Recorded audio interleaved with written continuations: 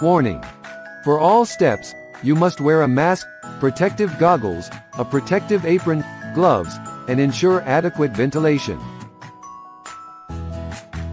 The process should only be performed in a laboratory environment by experienced personnel. Methoxide preparation. Weigh out 5 grams of caustic soda, sodium hydroxide. Pour 200 milliliters of methanol into a large container, e.g., 500 milliliters in volume.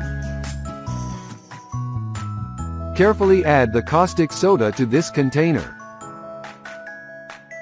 Stir in a circular motion until all granules of caustic soda are dissolved.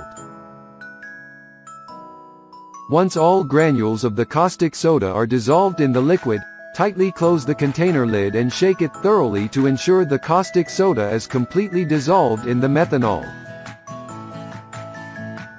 Mixing the two substances will initiate an exothermic reaction, so you will observe a temperature rise in the container. Oil preparation. Heat 1 liter of oil to 55 degrees Celsius, 131 degrees Fahrenheit. Mixture of the two ingredients. Pour the warmed oil into a 1.5 liter glass container with a tight-fitting cap.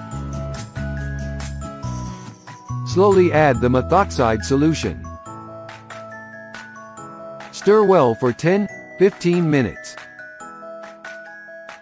Allow the mixture to settle. In less than an hour, you will see a separation. Glycerin will settle at the bottom of the container, and biodiesel will remain on top. The glycerin should be approximately 10% of the total volume.